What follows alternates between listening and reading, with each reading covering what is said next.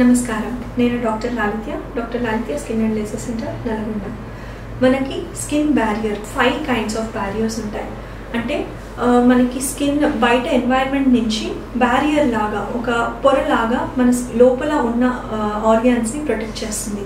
అవి 5 రకాలుగా ఉంటాయి.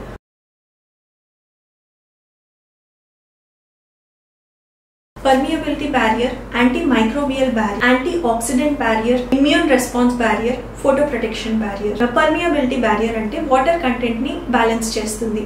యాంటీమైక్రోబియల్ అంటే బయట ఉన్న మైక్రో ఆర్గానిజమ్స్ నుంచి మన స్కిన్ ని ప్రొటెక్ట్ చేస్తుంది. బయట ఉన్న ఆక్సిడేటివ్ స్ట్రెస్ నుంచి మనల్ని ప్రొటెక్ట్ చేసేది యాంటీ ఆక్సిడెంట్ బ్యారియర్. బయట ఉన్న హానికారక క్రిములు యాంటీజెన్స్ ని లోపలికి వెళ్లకుండా ప్రొటెక్ట్ చేసేది ఇమ్యూన్ రెస్పాన్స్ బ్యారియర్. బయట ఉన్న హార్మ్ఫుల్ రేస్ ని యూవీ రేస్ నుంచి ప్రొటెక్ట్ చేసేది మనకి ఫోటో ప్రొటెక్షన్ బ్యారియర్ అంటాము.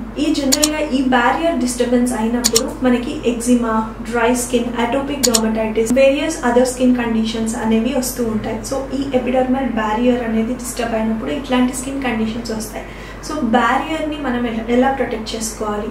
సో యాజ్ ఇట్ ఈజ్ అండి, రెగ్యులర్గా జెంటల్ స్కిన్ క్లెన్జింగ్ అనేది వెరీ ఇంపార్టెంట్. దాని తర్వాత మాయిశ్చరైజర్. సో ఎందుకు అంటే స్కిన్లో నుంచి మనకి మాయిశ్చరైజర్ అప్లై చేయకపోతే వాటర్ అనేది బయటికి వెళ్ళిపోతూ ఉంటుంది, స్కిన్ డ్రై అయిపోతూ ఉంటుంది. మాయిశ్చరైజర్ అప్లై చేస్తే మనకి వాటర్ అనేది లాక్ అయిపోయి బ్యారియర్ ఎన్వైరన్మెంట్ అనేది మెయింటైన్ అవుతుంది. జనరల్గా డ్యామేజ్డ్ బ్యారియర్ అంటే స్కిన్ కండిషన్స్ బాగా ఎక్కువగా ఉన్నప్పుడు so ceramide based or hyaluronic acid based moisturisers use చేస్తే మంచిది. నార్మల్ స్కిన్ బ్యారియర్ ఉన్న వాళ్ళు ఇవన్నీ వాడాల్సిన అవసరం లేదు. Normal moisturisers, conventional moisturisers use చేస్తే సరిపోతుంది. Thank you.